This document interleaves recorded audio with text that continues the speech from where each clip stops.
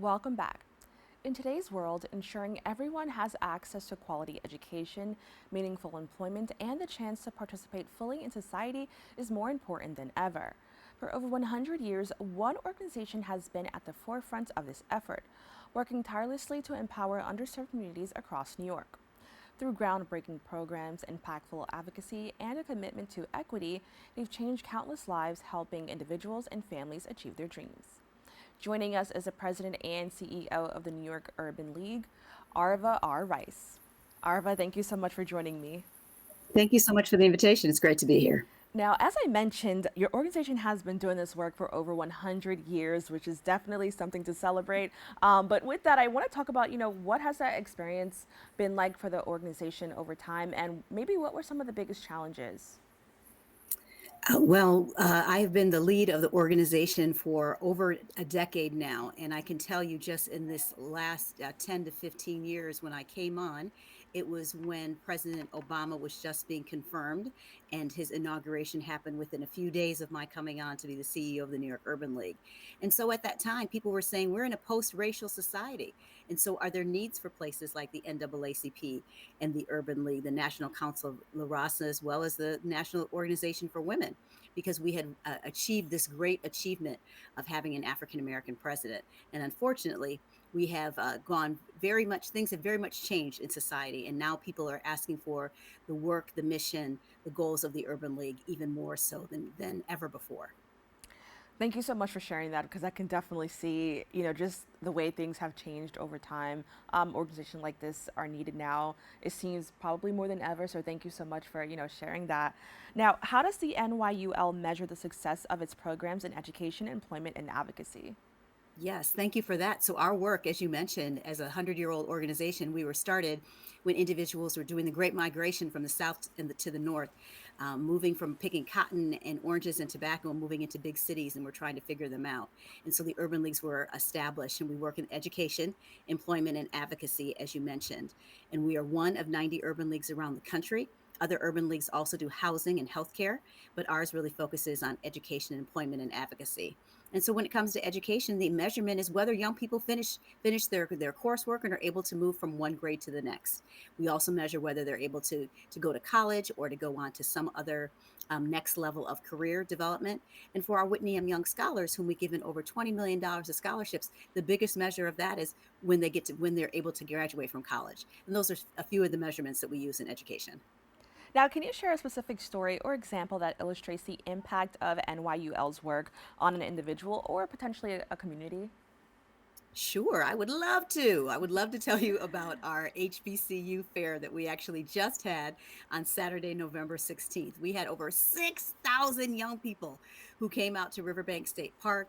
We did that event in conjunction with Malcolm Bernard's college access program, and we had recruiters that actually came from HBCUs all around the country. So they sent their admissions officers, whether it was from Morgan State, or if it was from Hampton University, and they were able to speak directly to young people, talk to them about the college experience, do on site admissions, and also do scholarship applications as well. And so there were literally hundreds of young people who were accepted into college that day, and others who received scholarships as well.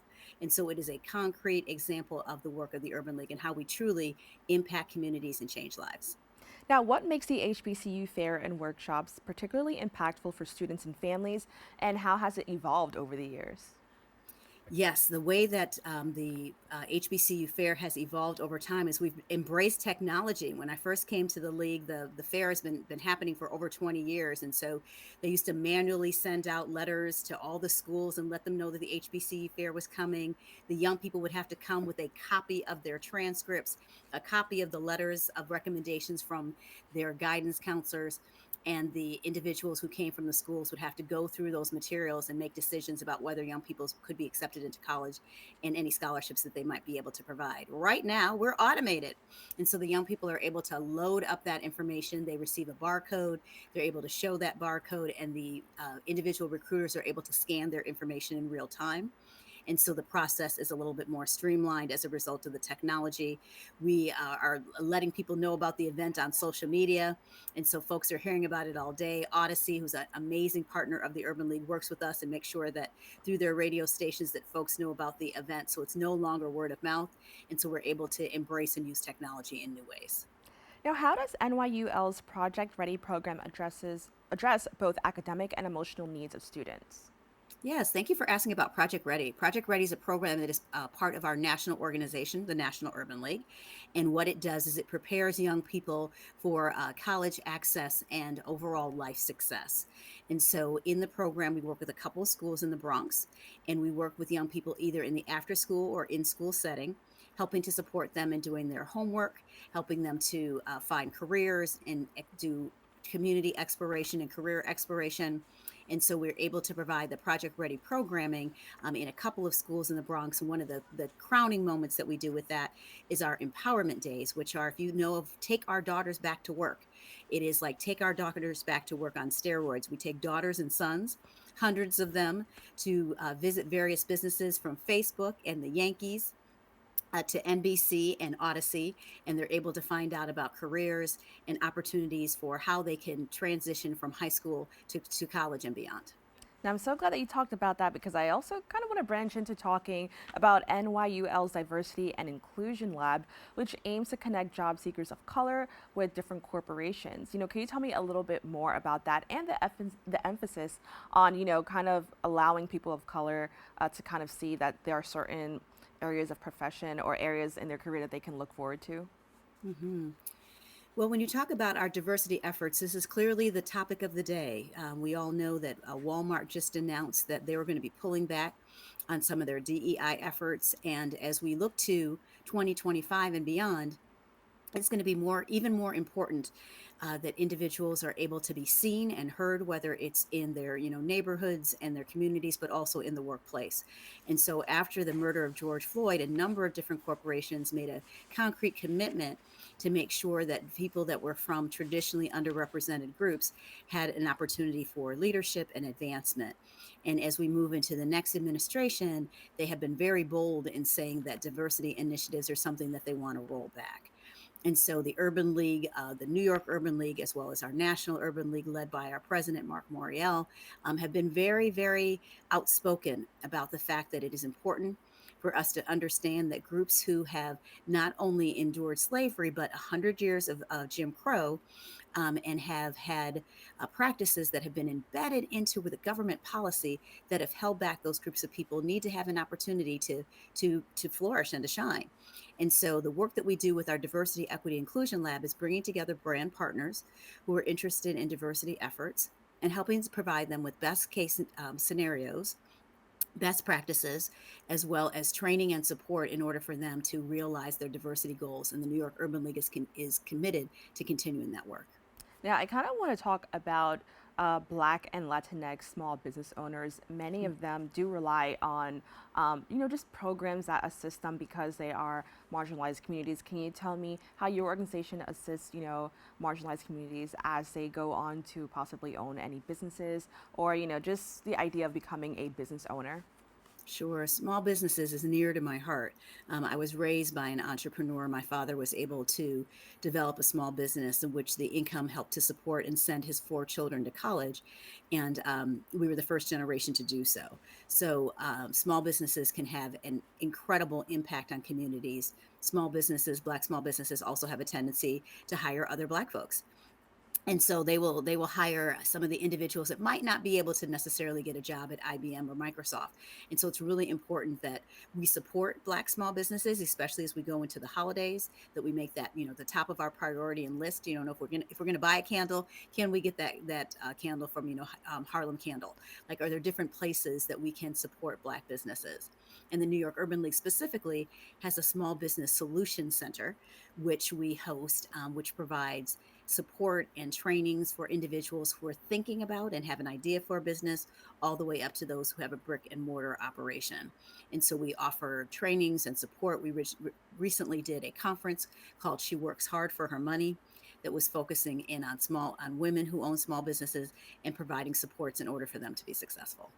And I just want to reiterate, I think it's so important that programs like these are still around. I know you mentioned earlier that people say, oh, well, we were able to get these things. Why do we need these programs anymore? And just hearing everything that we're talking about today and how a lot of these opportunities and these programs put in place to help marginalized communities are being challenged. I want to, definitely highlight organizations like yours that are doing the work to ensure that, regardless of what happens, there are people that, or there are organizations that are there for them to kind of help them along the way. So thank you so much for that. And I definitely want to take a moment to highlight that. Yes, thank you so much. And I encourage people. A lot of times we think that these programs don't exist, but use Google. It's your friend, and look for if you're interested in a small business. We obviously welcome you to the New York Urban League, but there are other organizations that we partner with that are doing really terrific work. If you're looking for a scholarship, our Whitney M. Young Scholarship will be available and open for individuals who are going to college, and that's going to be open in December. And if you're looking for general employment, you can also contact the New York Urban League. Now, with many jobs in NYC offering wages under $40,000, how does NYUL ensure participants of programs like MasterCard Upskill secure more sustainable employment? Hmm.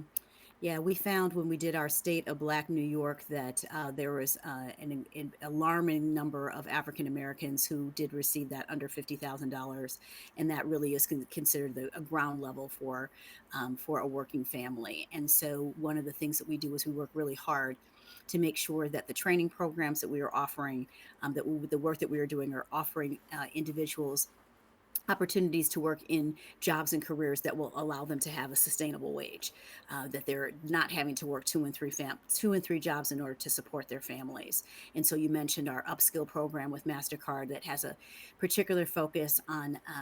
We have a partnership with Grow with Google, so helping individuals to develop technology skills, also working with individuals around in the nonprofit sector as well as in the healthcare sector. And so it's important for us to be able to provide individuals with good paying jobs that'll allow them to support their families. Now, I want to talk about the criminal justice system. The NYUL CEO has taken on significant roles in criminal justice reform. What has been the most impactful change resulting from these efforts? Hmm. Yes, that's a big one for me. As some of your listeners may know, I served as the interim chair of the Civilian Complaint Review Board. And the Civilian Complaint Review Board is the country's largest oversight agency of a police department, and in particular the state. In the case of the New York City Police Department, there are over 34,000 uniformed members of service. And so we were the place where individuals came if they had had an interaction with the police that either they felt like they were disrespected, offensive language was used, or excessive force. And so they would come to the Civilian Complaint Board and be able to file suits there, and we would be able to take that up with the police department. Over my time working there, we made a number of different positive steps. I believe one of the things that we were able to implement was a discipline matrix where we were in agreement with the police department on if a police officer was found to have a substantiated case that was placed against him or her, that we would agree on the discipline that was to be implemented. We also worked on a memorandum of understanding such that one of the big tools in looking at police oversight and reform is the use of body worn camera footage, which basically is a camera that police officers wear and allows you to see the interaction that they have with a particular civilian. And so when we were doing cases, we wanted to get copies of that body worn camera footage in a certain period of time in order that the statute of limitations on a particular case did not expire. And at times, it took us a long time to get that documentation to us. And so, being able to sign a memorandum saying that there was a specific period of time in which the police would have to give the evidence would help us in some of the thornier and famous cases that we were dealing with at that time. So, being able to work on a few of those pieces in order to bring justice to some of those families who lost family members due to what we believe was police misconduct, I think were strides that we took that I'm very proud of. Now, this has been a long time issue for our country. I'm curious to know, as somebody who's worked so closely with this, what are some of your concerns as we move towards the future? And it seems that this is still an issue. When it comes to police reform, we just have gotten a new police commissioner in Police Commissioner Tish, and I hope that she will work very well with the CCRB. We are all about the same thing, and that is making sure that police officers who are doing their job are supported in that role, but that those who are not acting within the confines of their duties are either reprimanded or that behavior is corrected. And so I hope that she will be a good partner to us in doing that. I think that in this particular change in administration, that it's going to be even more important that civil rights and other social justice advocates are very much engaged in this work and serving as watchdogs and making sure that communities interact with police in respectful ways. Now, looking ahead, what are NYUL's top priorities for expanding its reach and impact in education, employment, and community advocacy? Mm-hmm. I think when it comes to our top priorities, the New York Urban League is looking to. We've owned three brownstones in Harlem for over 80 years, and we are looking forward to raising the last monies that are necessary in order for us to move into our Center for Black Excellence, which is going to be our space on 136th Street. We'll be able to provide support for small business owners as well as space for them to able to utilize as they're developing their small businesses. There'll also be space for our college and career programming, as well as our workforce initiatives. So the work on that building is something that is of a particular concern to us. As I mentioned, as we go into 2025, and a change in the administration, an administration who has been very vocal in the fact that diversity is not one of the words that they want to have still existing. And so we will be working very hard to make sure that the 49% of Americans who do believe in diversity, that our work is not in vain and that we continue to march towards that. So specifically, the Urban League will continue to do our educational programming. You can look to us to have our historically Black college and university fair next year. You'll continue to see us working directly in schools, providing employment, education, and opportunity for Black New Yorkers.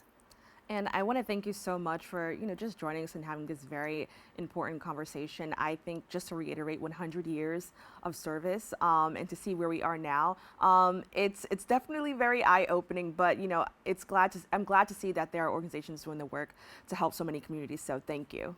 Thank you. Thank you for your support. It's greatly appreciated. We have to take a quick break. We'll be back right after this.